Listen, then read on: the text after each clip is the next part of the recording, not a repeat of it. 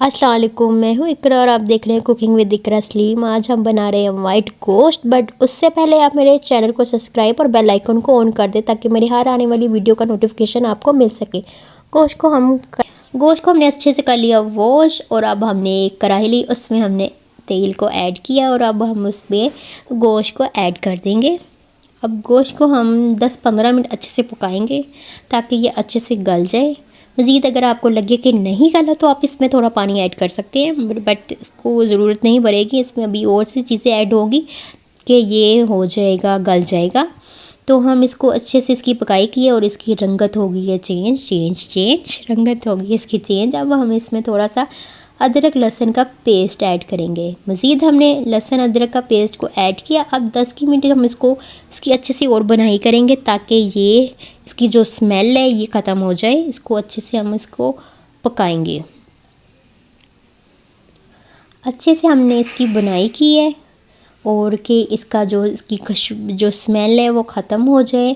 और अब थोड़ी सी हम इसमें स्पाइसी करने के लिए मिर्चों को ऐड कर देंगे। ग्रीन चिली सब्ज़ मिर्चें उसको ऐड कर देंगे और इसको हम अच्छे से करेंगे, अच्छे से फिर पकाएंगे ताकि जब हमने इसकी मिर्चें ऐड की बड़ी अच्छी खुशबू आ रही है इसकी, तो बड़ी टेस्ट अच्छा हो गया। मैंने कहा थोड़ा सा स्पाइसी तो होना चाहिए। अब इसमें कुछ भी नहीं ऐड होना, मिर्च तो होनी नहीं, लाल मिर्च तो ऐड ही नहीं होनी, बस काली मिर्च ही है। मज़ीद हम ये प्याज को ऐड करेंगे। एक प्याज हमने अच्छे से इसको कट कर लिया था, कटिंग इसकी कर ली थी। जैसे आप ग्राइंड करना चाहे तो मछली ग्राइंड कर सकते हैं, लेकिन ग्राइंड करने की ज़रूरत ही नहीं पड़ी। मज़ीद ग्राइंड का टेस्ट कुछ और होता है और ये इसका प्याज की जो अच्छे से चॉप कर लिया इसका टेस्ट और होता है। तो ये देखिए हमारा प्याज बिल्कुल सही इसमें मेल्ट हो चुका है। अब हम इसमें थोड़ा सा ज़ीरा, पिसा हुआ ज़ीरा डाल देंगे और उसको ज़ीरे को ऐड कर दिया अब हमने इसको। अब हम दही को अच्छे से फेंटेंगे। दही को अच्छे से हमने इसको फेंटा है ताकि इसके बबल्स ना बने। और अब इसमें हम ऐड कर देंगे काली में ज़ीरा ऐड कर देंगे, ज़ीरे को ऐड किया। अब हम इसमें धनिया पाउडर ऐड करेंगे और मिक्स एंड देन मिक्स, इसको अच्छे से मिक्स किया हमने।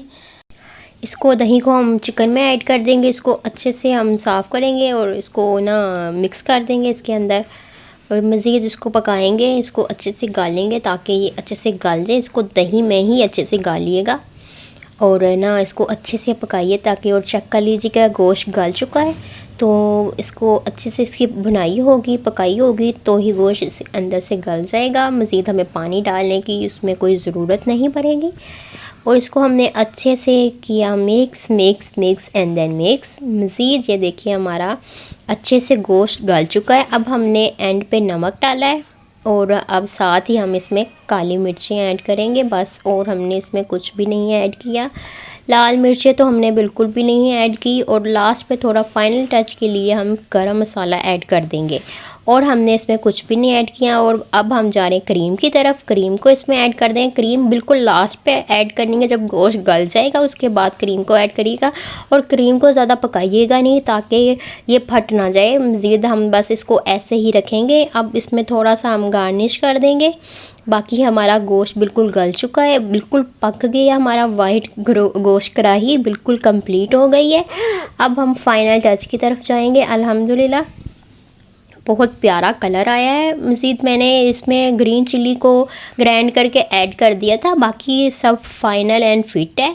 और हमने कोई मिर्च इस्तेमाल नहीं की, ना हरा मिर्च और ना लाल मिर्च, और बस बहुत ही अच्छा टेस्ट बन गया, बहुत ही अच्छा जायका आ गया इसमें।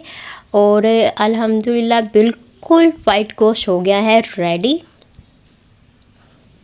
ये देखें बिल्कुल परफेक्ट बना है, बिल्कुल परफेक्ट। और अब हम जाएंगे इसमें गार्निश के लिए। अदरक को हम ऐड कर देंगे और थोड़ा धनिया इसके ऊपर ऐड कर देंगे। ये हमने अब इसमें अदरक को बिल्कुल ऐड कर दिया और थोड़ा धनिया ऐड करेंगे। बाकी हमारी जो है कढ़ाई, वाइट कढ़ाई बिल्कुल रेडी है।